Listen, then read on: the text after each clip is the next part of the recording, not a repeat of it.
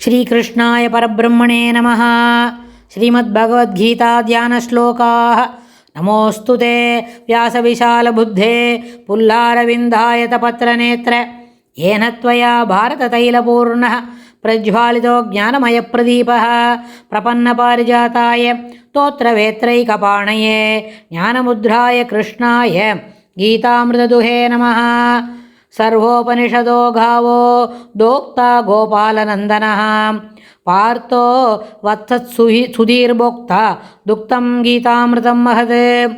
वसुदेवसुतं देवं कंसचाणूरमर्दनं देवकी परमानन्दं कृष्णं वन्दे जगद्गुरुम्।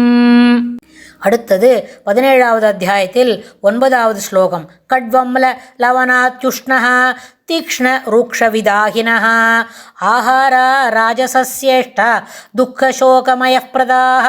கட்வம்ல லவனாத்யுஷ்ணः தீக்ஷ்ண ரூக்ஷவிதாகினः ஆஹாரா ராஜசஸ்யேஷ்ட துக்கசோகமயः பிரதாः.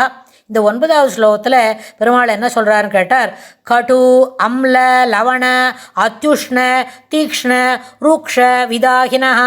முதல் வரியில் இருக்கிற அந்த 8 வார்த்தையும் கடு அம்ல லவண அத்யுஷ்ண தீக்ஷ்ண ரூக்ஷ அப்படின்னு 6 விதமான இது இருக்குது.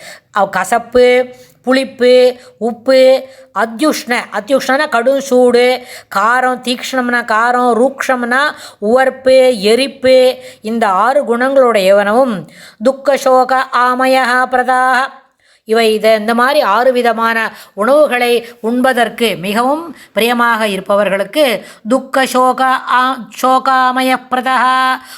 அவர்களுக்கு என்ன இருக்கும்? துன்பம், துயர், பிணி இவர்களை தருபவனமாகிய ஆகாராக இத்தகைய உணவுகள் ராஜசஸ்ய இஷ்டாக. ராஜச குணமுடையவர்களுக்கு இதுபோல உணவுகள் பிரியமானதாக இருக்கும். இதுபோல ரொம்ப உப்பு, கசப்பு, புளிப்பு, காரம், அப்புறம் சுட சுட செலவாளுக்கு சாப்பிட்டுப்பா அந்த காஃபி சாப்பிட்டுக்கணும். அப்புறம் வேறு இன்னும் எதான சூடாக சாப்பிட்ணும்னு சொன்னால் அந்த சூடாக சாப்பிட்டுக்கிறதுக்கு அவளுக்கு ரொம்ப விருப்பமாக இருக்கும். இப்போ நம்ம இந்த ஸ்லோகங்கள்லாம் முடிக்கிற வரைக்கும் தனி மனிதனோட விருப்ப வெறுப்புகளை பற்றி நம்ம இங்கே பேச வேண்டாம். பெருமாள் என்ன சொல்லி கொடுத்துருக்காரோ அதை நம்ம சொல்லி தெரிஞ்சுப்போம். அதுக்கப்புறம் நம்மளாம் இந்த எந்த கேட்டகரியில் இருக்கோம்னு நம்மளுக்கே இந்த ஸ்லோகத்தை படித்து பார்த்தோன்னே தெரியும். சில நேரத்தில் சிலதெல்லாம் ரொம்ப சூடாக பிடிக்கும், என்னது உஷ்ணம் குறைஞ்சிருந்தால் சாப்பிட்றதுக்கு எடுத்துக்கு வராது அப்படின்னு. ஏன் உஷ்ணம் குறைஞ்சி சாப்பிடக்கூடாது அப்படின்னு கூட பெருமாள் இன்னும் 2-3 ஸ்லோகம் தாண்டி சொல்லி தரப்போகிறார். அதில் நம்ம அப்போ தெரிஞ்சுக்கலாம் எதுக்கு சூடாக சாப்பிடணும் அப்படின்னு சொன்னால் அந்த எரிப்பு அதனால் இருக்கிற குணங்களுடைய உணவுகளை உண்ணும் பொழுது ராஜச குணம் அதிகமாகும். ராஜச குணம் அதிகமாகுதுன்னு சொன்னால் அப்போ தெளிவாக யோசிக்க தெரியாது. தெளிவாக யோசிக்க தெரியாதுன்னா வெறும் ஒரு ஆக்ஷன், அதுக்கு பலன் அவ்வளோதான் இருக்கும். இப்போ ஒரு லைட்டு போடுறோம், அந்த இடத்துல இருக்க இருட்டு போகிறது. இந்த லைட்டு போடலாமா போக வேண்டாமா, இல்லை இப்போ இங்கே இருட்டு போகணுமா வேண்டாமா அப்படின்னு யோசித்து செய்யக்கூடிய வேலைகள் அங்கே இருக்காது. அதனால் என்ன பண்ண முடியும்? நிச்சயமாக கடு அம்ல லவண அத்யுஷ்ண தீக்ஷ்ண ரூக்ஷ இதுபோல் 6 விதமான சுவைகளுக்கு அதனோட சூப்பர்லேட்டிவ் டிகிரியில் ஒருத்தருக்கு யாருக்கு பிடிக்கிறதோ அதெல்லாம் சாப்பிட்ணும்னு யாருக்கு விருப்பம் இருக்கோ அவர்கள் ராஜச குணங்களுக்கு உரியவர்களாக இருப்பார்கள். ராஜச குணம் உள்ளவர்களுக்கு இத்தகைய உணவுகள் பிரியமானதாக இருக்கும். இது ரெண்டுமே ஏற்புடையது தான். இப்படி தான் பெருமாள் அதை சொல்கிறார். அது இல்லாமல் கடு அம்ல லவண அப்படின்னு சொல்கிறோம் இல்லையா, உப்பு. சாதாரணமாக ஒரு பெருமாளுக்கு ஒரு சாமான் பண்ணி சமர்ப்பிக்கிறோம், ஒரு ஆகாரம் ஒன்று பண்ணி சமர்ப்பிக்கிறோம்னு சொன்னால் அதுக்கு விரத காலமாக இருக்குது. விரதம் நாளைக்கு தான் போது விடிஞ்சா ஏகாதசி. ஏகாதசிக்கு பெருமாளுக்கு விரதமோ அவருக்கு உபவாசமோ எதுவும் கிடையாது. நிச்சயமாக அவருக்கு எல்லா நாளும் எல்லாமே எடுத்துக்கலாம். ஆனால் நமக்கு தான் விரதமே உபவாசமெல்லாம் உண்டு. அதனால் என்ன செய்யணும்? நமக்கு உபவாசம் இருக்கிறதுனால பெருமாளுக்கு ஒன்றும் சமர்ப்பிக்காமல் இருக்க முடியாது. பெருமாளுக்கு எதான ஒன்று சமர்ப்பிக்கணும் அப்படின்னு சொன்னால் அதுபோல் காலங்களில் என்ன பண்ணக்கூடாது? விரத காலங்களில் லவணம் விலக்கு, லவணத்தை ஏற்றுக்கொள்ளக்கூடாது. மற்ற காலங்களில் ருசிக்காக என்ன பண்ணணும்? லவணம் அனுமதிக்கப்படும்.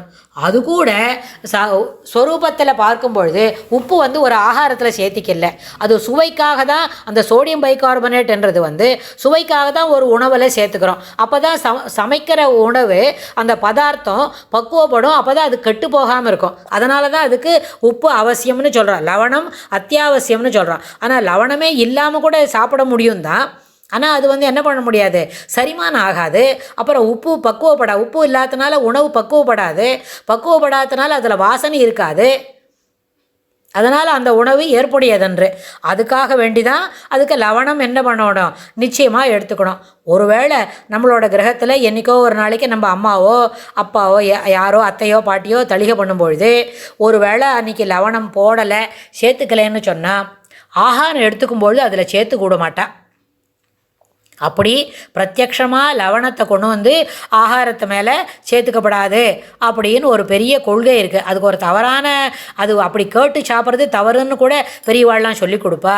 பெருமாளுக்கு அதுவும் இல்லாமல் இன்னொரு விஷயத்த சொல்லுவா, பெருமாளுக்கு ஒருவேளை லவணம் சேர்த்துக்காது ஒரு சாத்துமதோ குழம்போ தளியை சமர்ப்பிச்சுட்டோம்னு சொன்னால் அன்றைய பொழுதுக்கு அந்த லவணம் இல்லாமையே தான் குழம்பு சாத்துமதோ எடுத்துக்கணும்.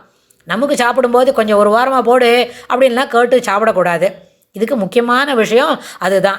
ஏன்னு சொன்னால் அது அப்படி தனியாக லவணத்தை சேர்த்துக்கிறது என்ன விளக்கப்பட வேண்டியது அப்படின்னு சொல்கிறார். அதனால தான் சாஸ்திரம் கூடுவது என்ன, சாத்விக ஆகாரத்தில் உப்பை சேர்த்துக்கொள்வது தவிர்க்கப்பட வேண்டியது அப்படின்னு. அதனால தான் சொரூபத்தால் லவணம் என்பது ஆகாரமாக இல்லாததனால் அதனால் அது தனிப்பட்ட முறையில் உப்பு எடுத்துக்கூடாது. அப்போ நாளைக்கு ஏகாதசி விரதம் உபவாசம்தான் அப்படின்னா உப்பு சேர்த்துக்காத ஆகாரம் என்ன உண்டோ அதெல்லாம் பெருமாளுக்கு சமர்ப்பிக்கலாம். பெருமாளுக்கு நிறையவே அவருக்கு எல்லா விதமான ஆகாரத்தையும் சமர்ப்பிக்கலாம்.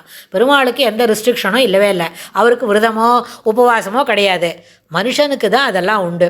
அதனால் நம்ம என்ன சாப்பிட்றோமோ அதுக்கு பெருமாள் அதை கண்டருளை பண்ணினா தானே நம்ம ஆகாரம் எடுத்துக்க முடியும். அதனால் பெருமாளுக்கு என்ன உண்டு, உபாயமான ஆகாரங்கள் என்ன உண்டோ அதை சமர்ப்பித்து அதில் நம்ம வந்து அதை எடுத்துக்க முடியும், எடுத்துக்கணும். அப்போ அதுக்கு தான் அனுமதி இருக்குது, சாஸ்திரம் கட்டுக்குள்ளே இருக்குது தானே. இப்போ தான் இந்த அத்தியாயத்தில் பெருமாள் சொல்லிட்டே இருக்காளே, சாஸ்திர விதிப்படி எதை எடுத்துக்கொள்ள சொல்லுகிறதோ அதை எடுத்துக்கிறது ஒன்றும் இல்லை. அதெல்லாம் சாத்விக பிரியர்கள் ராஜச பிரியர்களுக்கு சொல்கிறார். அப்போது கட்வம்பில் லவணத்துஷ்ணா அப்படின்னு சொன்னால் அதிகமான உஷ்ணம், அதிகமான காரம், அதிகமான புளிப்பு, கசப்பு இதெல்லாம் ஒருத்தர் எடுத்துக்கிறேன்னு சொன்னால் அந்த நேரத்தில் அத்தகைய உணவுகள் ராஜச குணமுடையவர்களுக்கு பிரியமானது. ராஜச குணங்களுக்கு பிரியமாக இருக்கும்னு சொன்னால் இதுபோல் உணவுகள் அவர்களுக்கு பிரியமாக இருக்கும் அப்படின்னு சொல்லி பெருமாள் இந்த ஸ்லோகத்தை சொல்கிறார். இன்னும் விரிவாக கூட அடுத்த ஸ்லோகத்தில் என்ன சொல்லி கொடுக்குறார் அப்படின்னு நம்ம பார்க்கலாம். ஸ்ரீ கிருஷ்ணாய துப்யம் நமஹ.